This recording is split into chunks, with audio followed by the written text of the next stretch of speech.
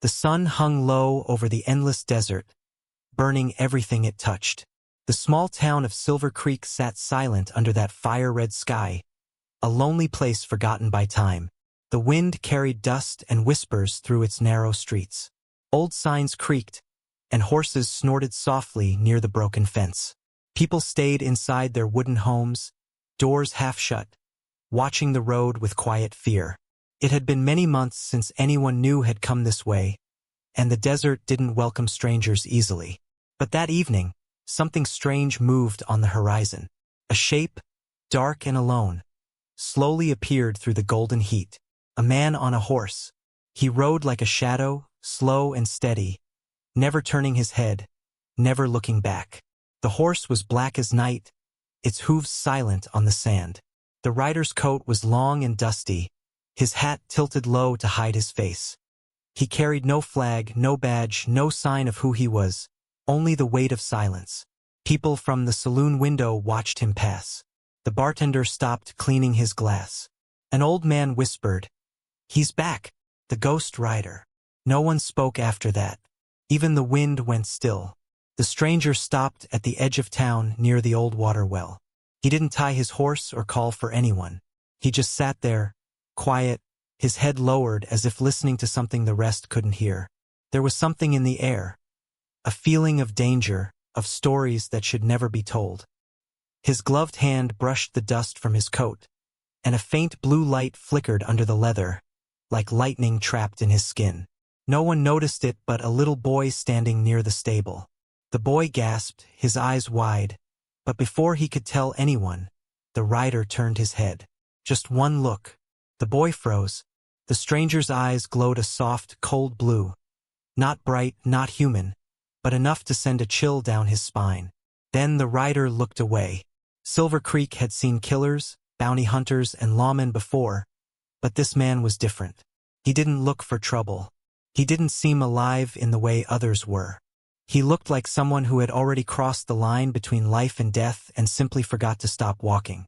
The townsfolk watched him from behind curtains and barrels, wondering if he was real or just a ghost the desert had made out of dust and regret. When the sun finally dropped behind the hills, the town changed. Shadows stretched long, and the light turned red. The stranger moved again, this time toward the saloon, the only place in Silver Creek that still had life after dark. Inside, soft music played from an old piano, and the smell of whiskey and sweat filled the air. The doors swung open slowly, and the room went quiet. Boots on wood, one step at a time. Everyone turned. The bartender froze mid-pour. The piano player stopped. Only the stranger's boots made sound as he walked to the counter. He didn't speak for a long moment. He just stood there, silent, with his head down, and when he finally spoke, his voice was calm and deep, like thunder far away. "Water," he said. Just one word. The bartender nodded quickly and slid a glass across the counter, hands shaking a little. The man drank slow, then placed a few silver coins on the wood. The coins looked old, the kind that hadn't been used since the last war. "You from around here, mister?" the bartender asked carefully. The stranger didn't answer. He looked around the room, at the scared faces, the broken piano, the guns hanging low on tired belts. Then he said softly, "No, but I've been here before." The silence that followed was heavy. No one moved. A woman near the corner whispered to her friend, "It can't be him. He died years ago." Her friend whispered back, "Then what's he doing standing there?"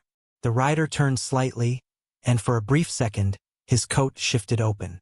A glimpse of something metallic shone underneath. Strange, curved lines, glowing faintly blue like veins of light.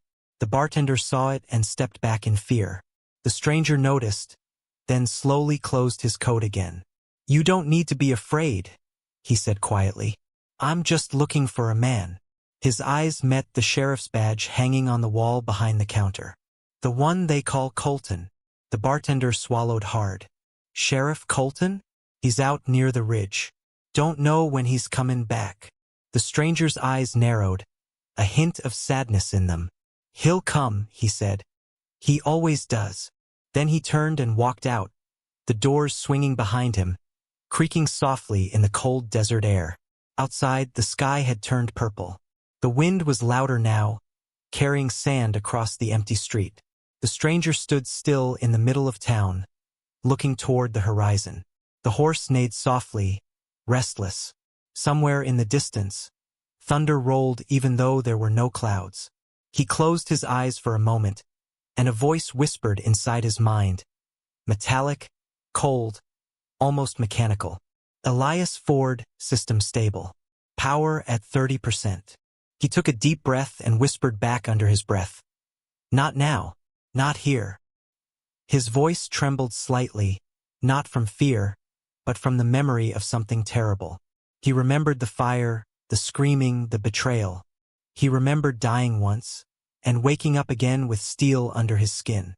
He didn't want this power, but it kept him alive. It wouldn't let him rest.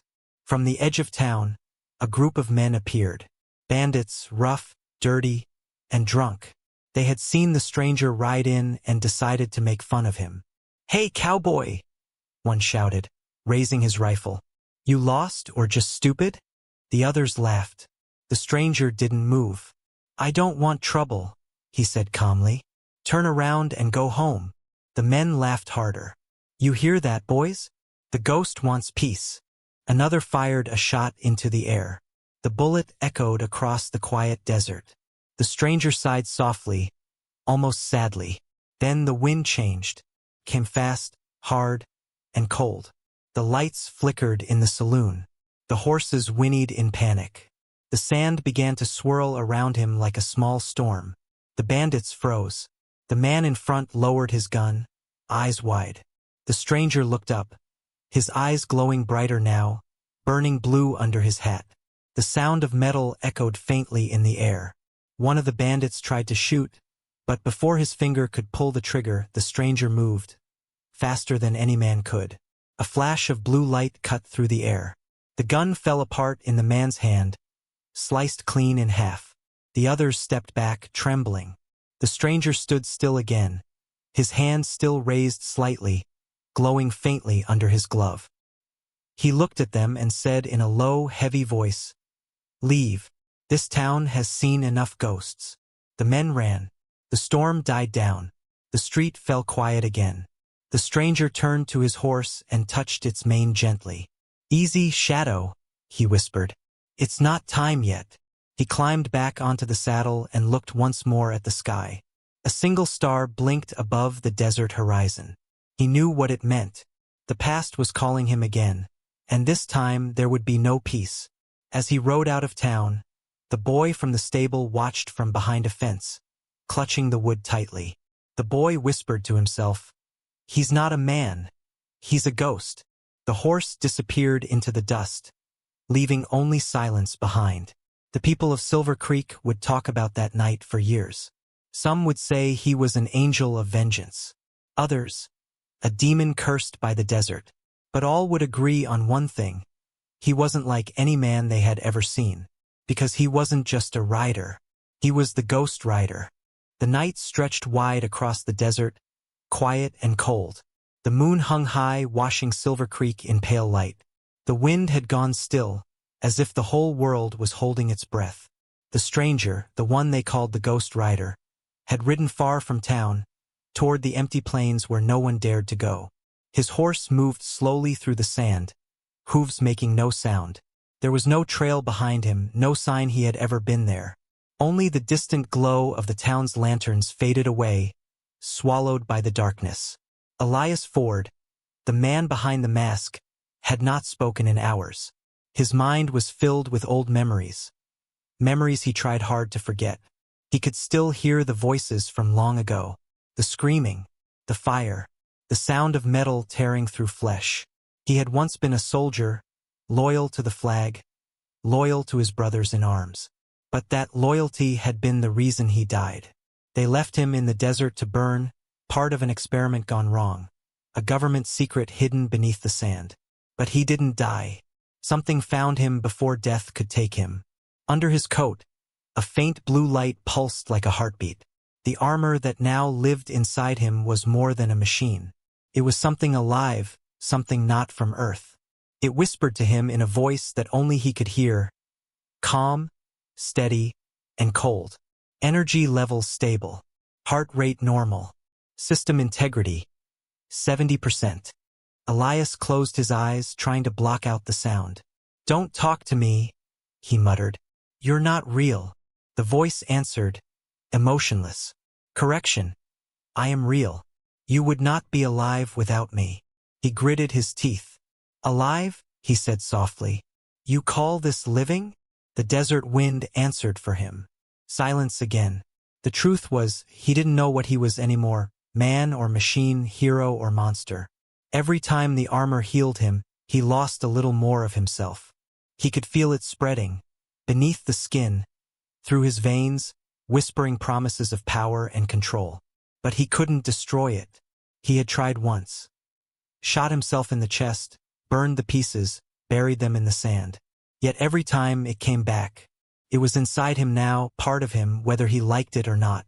The night grew colder as he reached the old military ruins. Broken towers and rusted machines half buried in the dunes.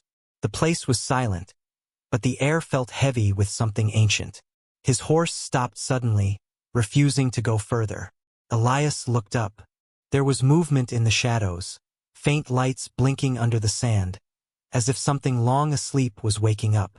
He climbed down, his boots sinking into the soft dust. The blue glow beneath his coat flickered brighter. The voice inside him returned, sharper this time. Warning. Residual energy detected. Source unknown. Approach with caution. He walked slowly, scanning the ruins. Broken signs lay scattered. U.S. military testing site. Restricted access. He remembered this place. He had been here once, years ago. This was where it all began. The project they called Echo Steel. A secret attempt to merge man and machine for war. He was one of the soldiers chosen to test it. They promised power, strength, and immortality. But something went wrong. The machines turned on them. The energy inside the armor was not just mechanical, it was alive. And it wanted control. The government destroyed everything, burying the evidence in sand. But one unit survived. The one that chose him. Elias stepped closer to the ruins. A sudden flash of light made him stop. Something was moving under the ground. A pulse, blue and rhythmic, beating like a heart. He crouched down and brushed away the dust. A small metal plate shone beneath it, marked with a strange symbol. Not military, not human. He touched it with his hand, and the sand around him exploded in light. He stumbled back as pieces of machinery began to rise from the earth. Twisting metal arms, glowing circuits, and broken armor shards floating in the air like ghosts. The voice inside him changed. Signal recognized. Unit Alpha 7 responding. Host connection confirmed. Elias shouted, "Stop! What are you doing?" "Restoring system link." "No!" he yelled. But it was too late. The light from the ruins surged through him, crawling up his arms, merging with the armor under his skin. His body convulsed. Pain shot through every nerve. Images flashed in his mind. Soldiers screaming, machines turning against them, fire spreading across the desert. He fell to his knees, gasping for air. The voice grew louder. "You are the last host. We must complete the mission." "What mission?" he whispered. "Eliminate corruption. Restore the core." The words didn't make sense, but he could feel something waking inside him. Not just memories, but power. Raw, ancient power. When he opened his eyes again, the desert was glowing faintly blue. The machines around him had gone silent once more, buried back beneath the sand. But something had changed.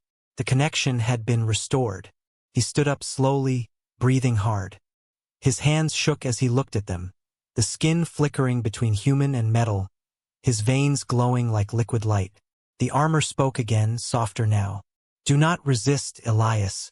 You and I are one. Together we can end this." He stared at the horizon, his mind spinning. "End what?" he whispered. "The war that never ended." He didn't understand what it meant. But he knew one thing, something was still alive out there. Something buried deep under the desert was waking again. The same force that had created him. and if it rose, it would destroy everything left of this world. Far away, in Silver Creek, Sheriff Colton stood on the edge of town, watching the storm clouds forming in the distance. He had seen that blue light before years ago during the war. He knew what it meant. The ghosts of the past were coming back.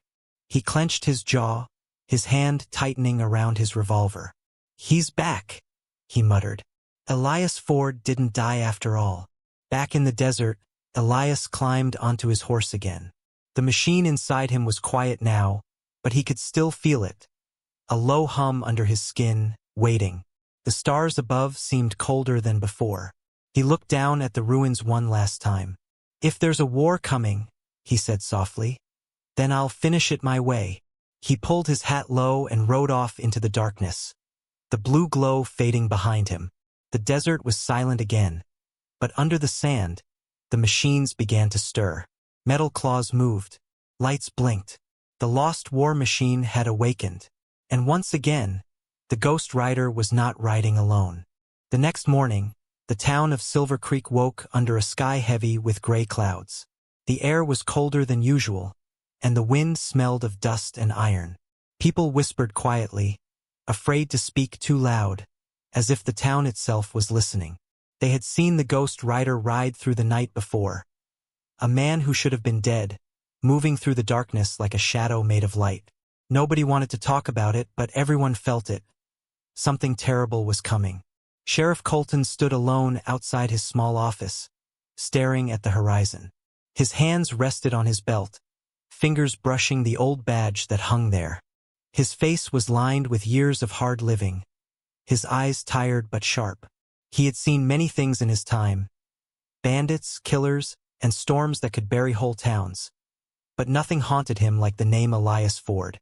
He walked back into his office, shut the door, and poured himself a drink.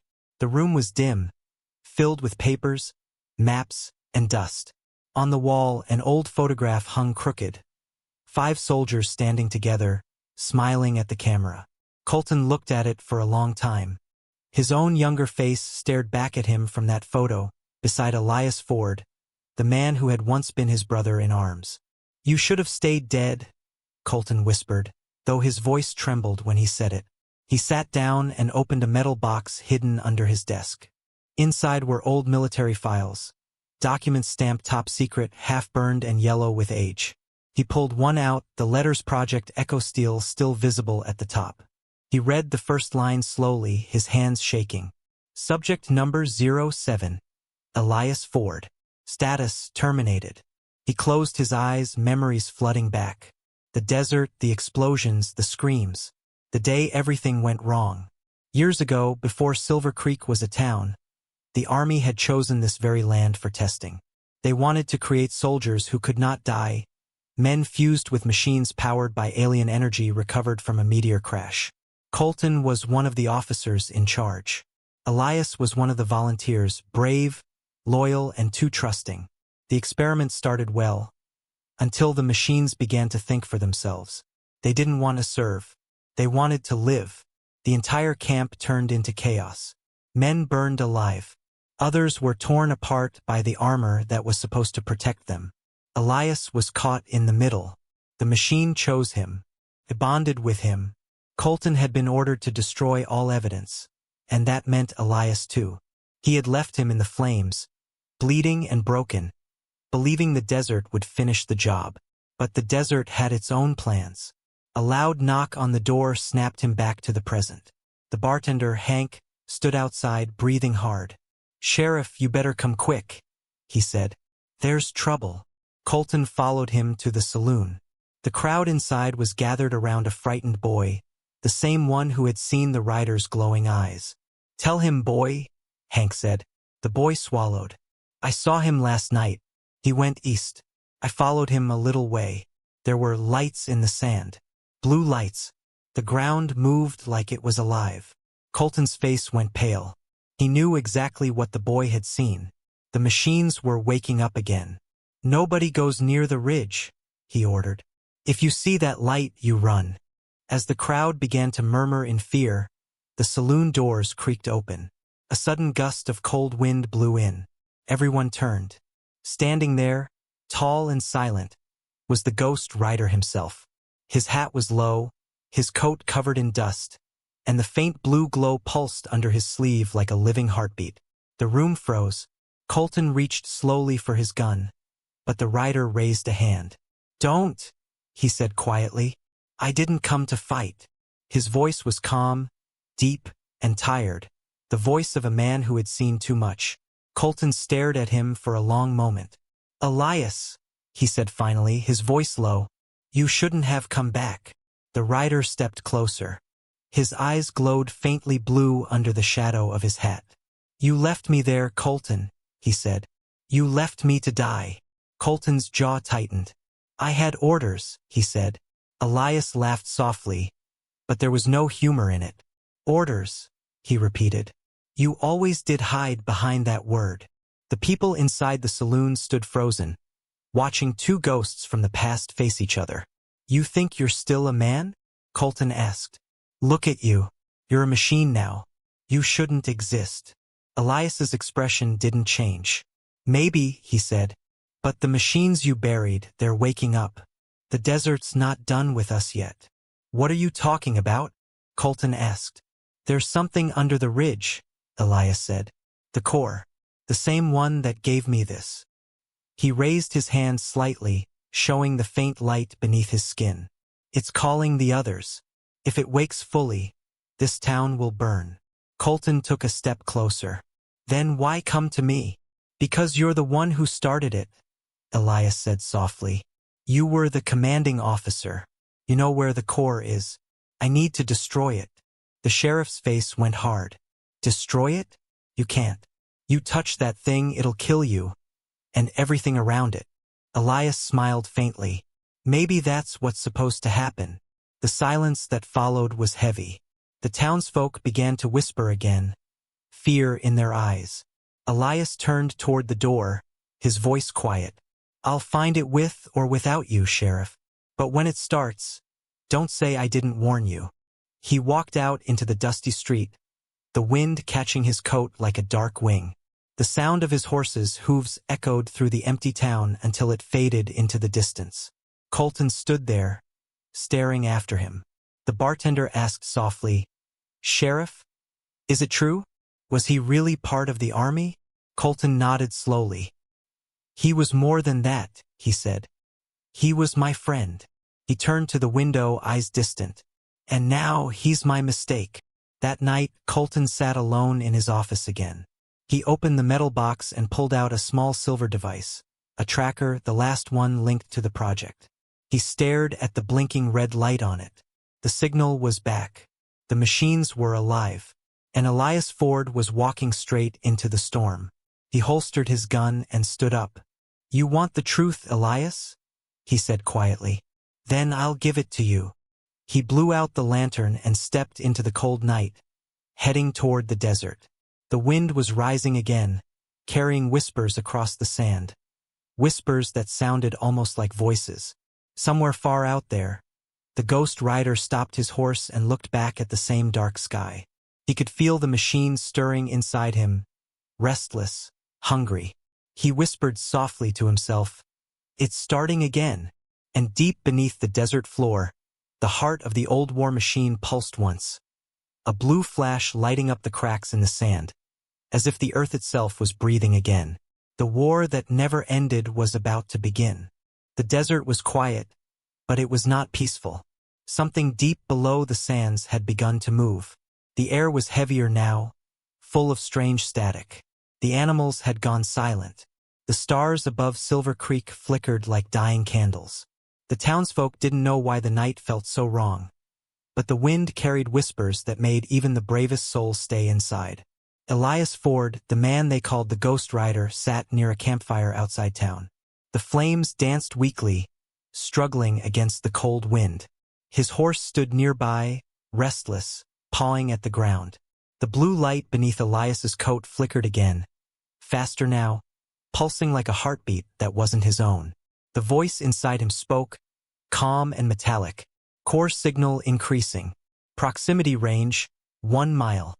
Elias clenched his jaw. "I know," he muttered. "I can feel it." The voice continued. Recommendation. Reconnect with the source. Integration will ensure survival. He looked down at his gloved hands, watching faint blue veins move beneath the skin. Last time I listened to you, people died, he said. I'm not doing that again. Survival requires adaptation, the voice answered coldly. He threw a small rock into the fire and looked toward the distant lights of Silver Creek. He didn't want to go back there. Every step he took seemed to bring danger. Wherever he went, death followed like a shadow. But something inside told him this wasn't just his fight anymore. If the Corps woke up, it wouldn't stop at the town, it would spread across the desert, maybe farther. Far away, Sheriff Colton rode fast across the plains, following the faint blue glow in the distance. The wind whipped his coat, and dust cut across his face. He knew he was chasing something he might never understand, but guilt drove him forward. He had spent years trying to forget the war, the experiment, the men he left behind. But the past had returned, and this time it wanted him to pay. When he reached the old ridge, he saw the ground trembling. Lines of blue light snaked through the sand, forming strange patterns like veins beneath the earth. Colton pulled his horse to a stop, eyes wide. Lord help us, he whispered. The air buzzed, humming like 1,000 machines waking at once. Back in Silver Creek, people began to panic. The lights in the saloon flickered. The water in the well started to glow faintly blue. Horses broke free from their stables and ran into the night. The ground under the town rumbled as if something massive was moving below. The bartender shouted, "Earthquake!" But deep down, everyone knew it was something worse. The little boy from the stable ran to his mother, crying. "Mama, the light's in the ground again," he said. She held him tight, fear in her eyes. "Stay inside," she whispered. "Don't look at it." At the same time, Elias stood and faced the desert ridge. The wind had turned cold as ice. His hat nearly blew off and sand stung his face. In the distance, he could see the glow rising from the ground like a heartbeat of the earth. He knew what it was, the core, the living heart of the machine that had once fused with him. He climbed onto his horse. "It's waking," he said softly. "Integration is inevitable," the voice replied. "The core is calling its host." "I'm not its host," Elias growled. "Not anymore." He spurred his horse forward, riding straight into the storm. Lightning flashed across the sky, striking the sand in white bursts. The air smelled of metal and smoke. The ground cracked open ahead of him, blue fire spilling from the earth like veins of light. His horse reared, but he held firm, pushing through the chaos. When he reached the ridge, he saw Colton standing there, staring at the giant pit that had opened in the desert floor. "You shouldn't be here," Elias shouted over the wind. Colton turned. "You think I'd let you face this alone? This isn't your fight," Elias yelled. The sheriff shook his head. "Yes, it is. It started with me. It ends with me." The ground shook again, and both men stumbled as a huge burst of blue light shot into the sky. For a moment, the desert turned as bright as day. From the pit below, massive metallic shapes began to rise, broken, rusted machines that had been buried for years. Some had legs like insects, others hovered, their cores glowing bright blue.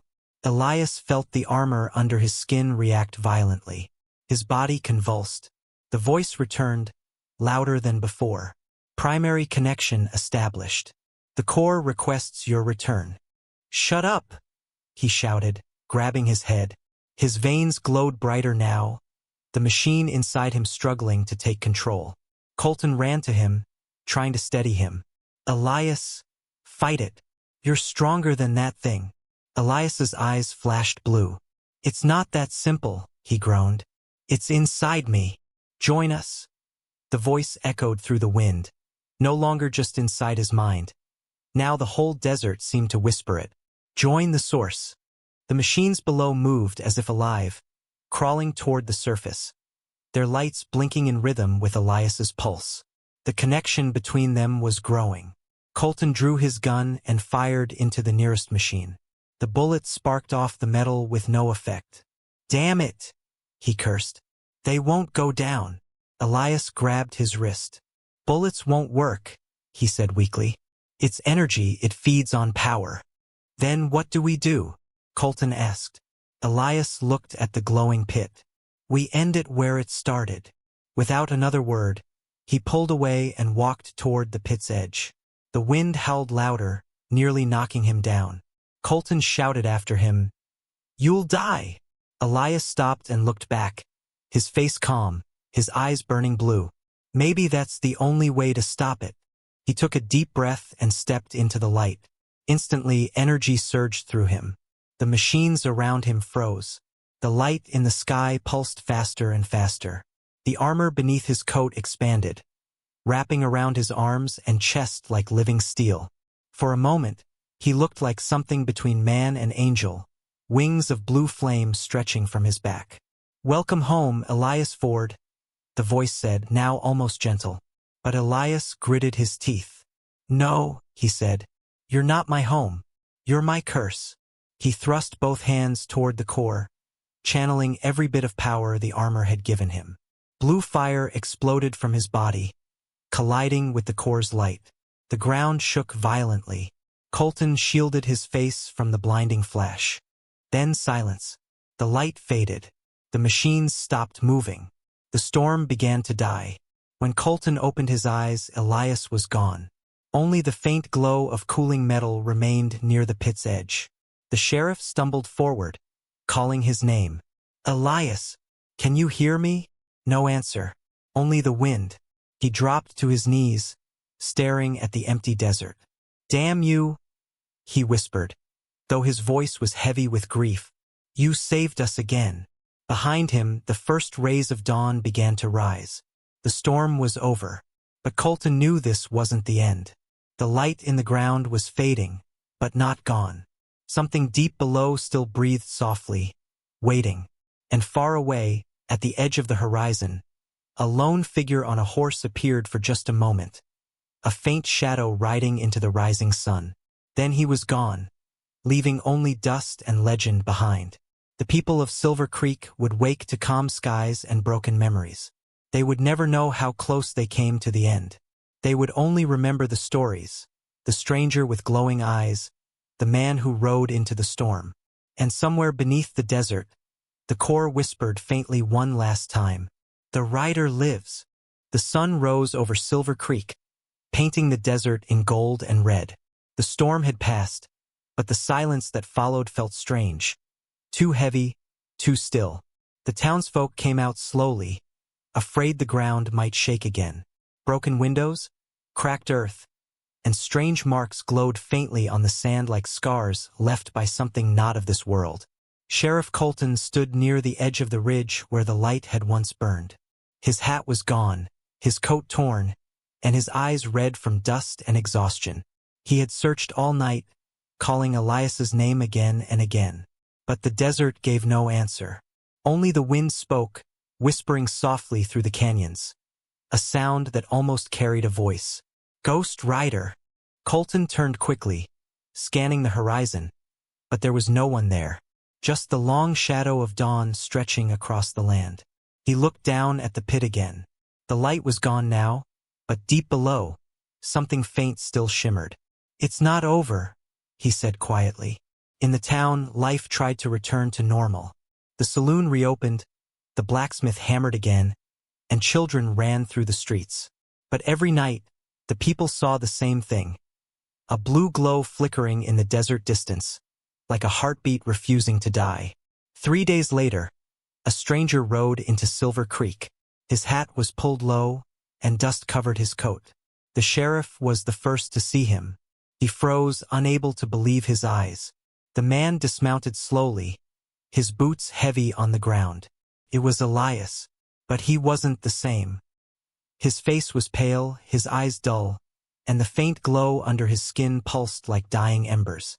The core's mark still lived inside him, but weaker now, almost quiet. Colton walked toward him, disbelief and relief fighting on his face. "You're alive," he said finally. Elias gave a tired half-smile. "Not sure about that," he replied. "But I'm still here." The sheriff placed a hand on his shoulder. "You stopped it, didn't you?" Whatever that thing was. Elias looked past him toward the desert. Stopped it, for now. His eyes darkened. But it's not gone. It's rebuilding. I can feel it. Colton's jaw tightened. Then we finish it for good. Elias nodded slowly. That's why I came back. This time, there's no running. That night, they sat together in the sheriff's office. A single lamp flickering between them. Maps and old letters were spread across the table. Colton pointed to an old army file labeled Project Helios. This is where it started, he said. An experiment under Fort Mason, long before the war ended. The core wasn't built by nature. It was built by us. Elias stared at the file, remembering the voices, the metal, the pain. You made that thing? Colton sighed heavily. We didn't mean to. We thought it was just power, a way to win the war. But it learned. It grew. When we tried to shut it down, it spread. You were there, Elias. You were part of it. Elias looked down at his hands. Then it makes sense. That's why it chose me. Outside, thunder rolled in the distance. Though the sky was clear, a faint hum began to fill the air again. Elias stood. It's waking. Colton grabbed his rifle. Then we end this tonight. They rode out together under the darkening sky. The desert wind howled behind them, carrying dust and ghostly whispers. In the distance, faint blue lines began to crawl across the sand once more. The core was returning, rebuilding itself from the fragments buried deep below. As they approached the ridge, Elias could feel it, the pull inside him stronger than before. The voice he thought he had silenced spoke again. Return to us, Elias Ford. The source awaits. He gritted his teeth. Not this time. Colton looked at him. You okay? Elias nodded slowly. If it takes me, don't hesitate. Do what you have to do. The sheriff frowned. You know I can't do that. You might have to. They stopped near the edge of the pit. Blue fire glowed beneath the cracks. The ground trembled, and pieces of broken machines began to rise again. Slow, heavy, crawling toward the surface. Elias dismounted and pulled off his gloves. The light under his skin flared bright. The air around him shimmered like heat waves. It's still connected to me, he said. I can draw it out, but once I start, I can't stop it. Colton raised his rifle. Then I'll cover you. Elias closed his eyes and stepped forward. The wind roared. The desert lit up again as his body began to glow, blue fire coursing through every vein. He raised his arms, and the machines froze mid-motion, turning toward him like soldiers obeying a command. The voice filled the sky now, deep and endless. Welcome back, Ghost Rider. The world awaits rebirth. Elias shouted. No rebirth, only an ending. He pushed back with everything he had, fighting the connection. His body burned, his heart raced, and the sand beneath him turned to glass. The machines began to shatter one by one, collapsing into dust and light. Colton watched, awe and terror in his eyes. The power Elias held was no longer human. It was like watching lightning take the shape of a man. But with every burst of light, Elias grew weaker. His knees buckled, his hands shaking. Colton ran forward, shouting over the noise. Elias, you'll kill yourself. Elias looked back, smiling faintly. Maybe that's what it takes. The ground split open again, and a final surge of blue energy shot upward. The core itself rose, a massive sphere of light and metal, pulsing like a living heart. Elias stepped toward it, dragging his feet through the sand. I was your host once, he said softly, but no more. He spread his arms, and the light engulfed him completely. Colton shielded his face as the explosion ripped through the night. The shockwave knocked him to the ground. For a moment, everything went white. When he opened his eyes, the light was gone. The pit was gone. The desert was silent again. Elias was nowhere to be seen. Colton stood slowly, his chest heavy with grief. You did it, he whispered. You really did it. He looked up at the stars, calm now, steady. No more blue glow. No more hum. Just peace. As he turned to leave, he saw something in the sand. A burned, half-melted silver badge. He picked it up, brushing off the dust. The letters were barely visible, but one word still shone clear: Rider. He closed his hand around it, his voice low. Rest easy, partner. He mounted his horse and rode back toward town. Behind him, the wind carried a faint whisper, soft, distant, but unmistakable. Keep riding, Sheriff. The West still needs you. Colton smiled sadly. I will. And as the dawn broke once more over Silver Creek, a single streak of blue light crossed the sky, silent, beautiful, and gone in a heartbeat. Some said it was just lightning. Others said it was the Ghost Rider, taking his last ride through the heavens. Years passed. The storms stopped. The desert grew quiet again. But the people of Silver Creek never forgot the night the sky burned blue. They rebuilt their town plank by plank, nail by nail. The saloon's laughter returned. The blacksmith's hammer sang again, and children ran through the same streets where fear once lived. Yet every now and then, when the wind blew across the plains, it carried a sound like galloping hooves, though no horses could be seen. And when the night sky flashed with a faint blue streak, old men would nod and whisper to the young ones, the Ghost Rider's watching. Sheriff Colton grew older. His hair turned gray, his hands shook, but his eyes still carried that sharp fire. He never forgot Elias, the man who became more than human, the friend who saved them all. Some nights, Colton sat outside his cabin on the hill, watching the desert. He'd polish the half-burned badge he kept close to his heart and murmur, "You're still out there, ain't you, partner?" The wind would answer with a soft rustle, and for a second, he could almost hear the sound of a horse breathing in the distance. One evening, many years later, a stranger rode into Silver Creek. The sun was low, and the air shimmered with heat.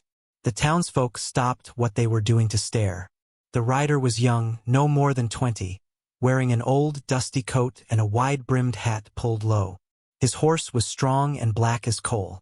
He rode slow, calm, confident, like someone who already knew these streets though he'd never been there before.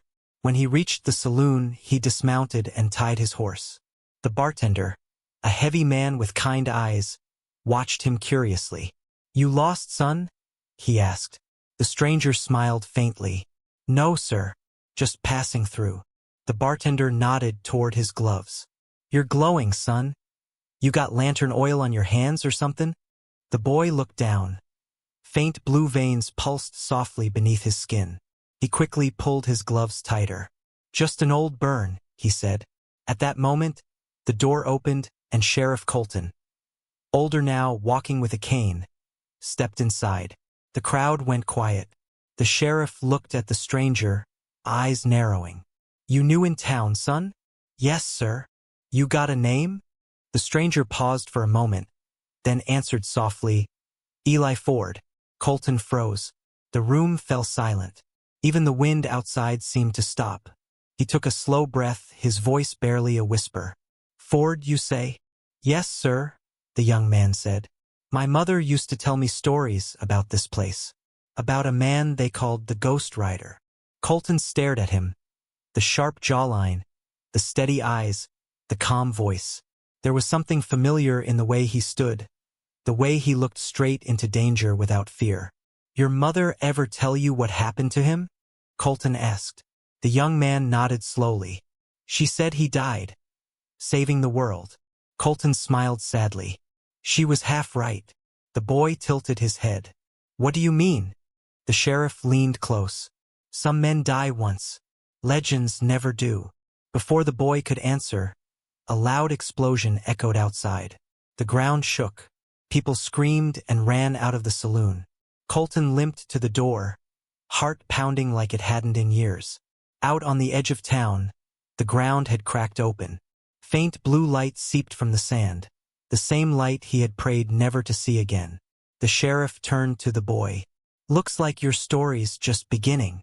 Eli's eyes glowed brighter now, faint but steady. "Then maybe it's time to finish what he started." Colton nodded, his old eyes shining with pride. "Then ride, son. Ride hard." Eli ran to his horse, swung into the saddle, and charged toward the light. Dust and fire swirled around him as the ground opened wider. The blue glow pulsed faster. Something deep below was waking again. The boy's heart pounded. The wind roared in his ears. For a moment, he heard a voice. Not his own, but old, steady, familiar. Easy now, son. Hold the reins. Feel the wind. Don't fight the ride. Become it. Eli gasped. Who's there? The voice chuckled softly, warm like sunlight. You already know. And suddenly Eli understood. The light wasn't trying to destroy him. It was calling to him. The same light that once chose Elias Ford had found him. His blood. His spirit. He rode straight into the storm. Fearless. The wind turned blue. The sand lifted. The sky cracked open with thunder. For a moment, all of Silver Creek saw him. A rider surrounded by fire and light, his eyes glowing bright. Then, just as suddenly, it was gone. Silence. When the dust settled, the pit was sealed again. The glow faded. The wind died down. Only the faint smell of smoke and metal remained. Colton stood at the edge, tears in his tired eyes. Another rider, he whispered. Another legend. The townsfolk gathered behind him, staring at the horizon. Someone asked, Sheriff, what was that? Colton smiled faintly. That, he said, was the ghost rider. Looks like he's still watching over us. He turned his gaze toward the setting sun. In the fading light, for just a second, he saw it. A shadow on horseback, glowing faintly blue, riding beside the young man in the distance. Two riders. One past, one future. Both legends. And as the sun disappeared beyond the hills, the wind whispered softly across the sand. The rider lives, and the West will never die.